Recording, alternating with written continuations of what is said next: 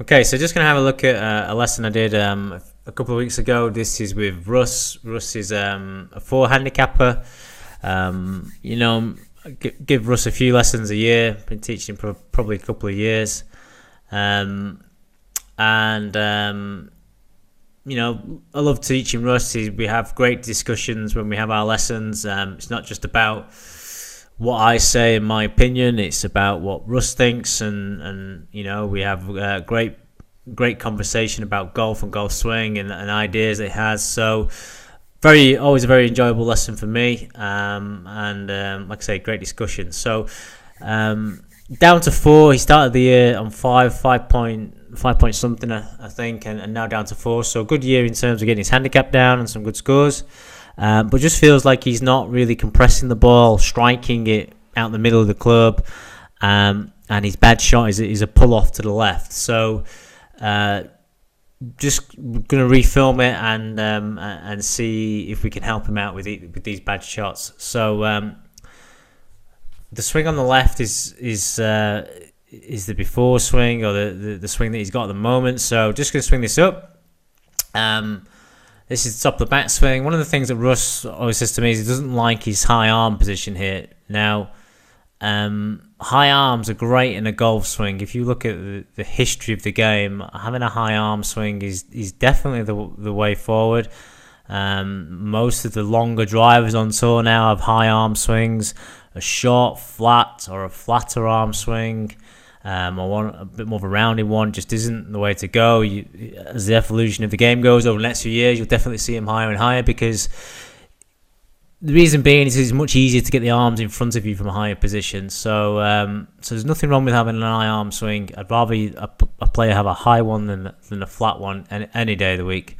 So nothing wrong with that for me, and not causing Russ his problems with his striking, which is the main thing. So let's have a look into the downswing. So just play this into the downswing, and something me and Russ have talked about in the past, and something that you'll see here is in his downswing he has quite a big slide going on. So just draw a line down from his right hip joint here, and just play this through. You'll see a big push into the left side, and you'll just see how far away from that line he drifts. We also have a bit of a stall in the lower body here. Once you get this amount of weight forward in the swing, so you just see how much he's moved over his left ankle joint there.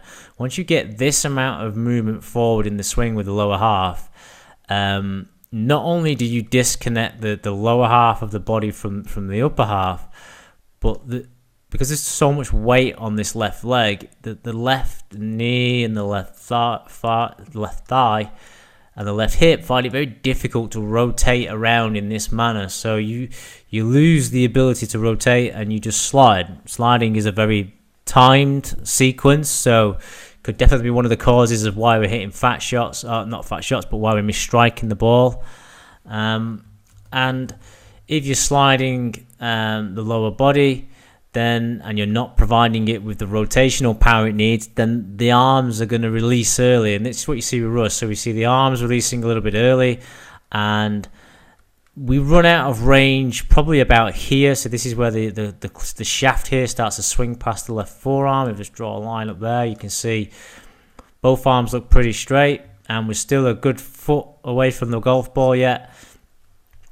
So you'll see to continue the swing now, we'll get a little bit of the right wrist flexion, left wrist will cup, and we will flip the club head round, meaning that bottom of the swing is always going to be a little bit behind the ball, fat shots and some thin shots, and definitely this is what's causing the pull as well when he flips the hand at it.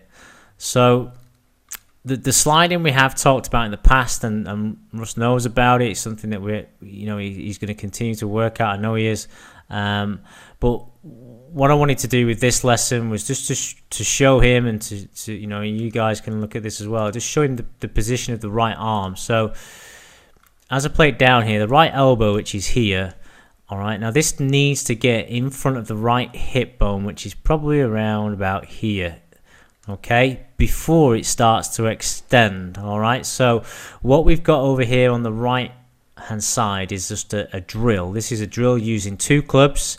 Anyone can try this. It's just grouping two clubs together, grabbing hold of them in no particular order or fashion, just simply grabbing hold of them. And what you're going to use is the weight of the club to act as a barrier against the early cast or the early releasing. So because there's a bit more weight in there, you'll see as Russ swings, he will hold this external position here of his arm, this bending back, this throwing motion. He will hold it. He will hold it much later, so you can see him pull his arms down more in front of his body. And at this point here, you can see how the right arm is still cocked back. It's still got that bend in it. Just redraw that. There we go. There's the bend in the arm.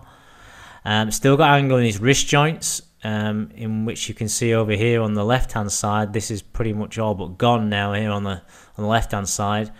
And because he's still got these angles, he's still got range of motion moving into impact, which means that his hands are going to be quieter and he's going to have a much better extension through the ball. You can see on the one on the right that this would be a lovely drive and hold position here. Way better movement of the body and the arms than the one on the left. And dare I say it as well, not even as much sliding with this exercise over here on the right. So working both elements together, looking for the right elbow to catch the right hip. Obviously, it will help if the right hip is not sliding away from him. But this is a drill pretty much to work the external rotation of the right arm and get the right arm in front of the body before it starts to extend, instead of by the side, which you can see the one over here on the left is. Just a word of caution with this exercise. If you're practicing to get your arms more in front of you and you have a pretty wide open club face, then you will soon know about it because the ball will be flying a long way off to the right. So like I say, just a word of caution if you're going to try this exercise. You must make sure the club face is pretty square, otherwise you will start pushing and blocking the ball off to the right.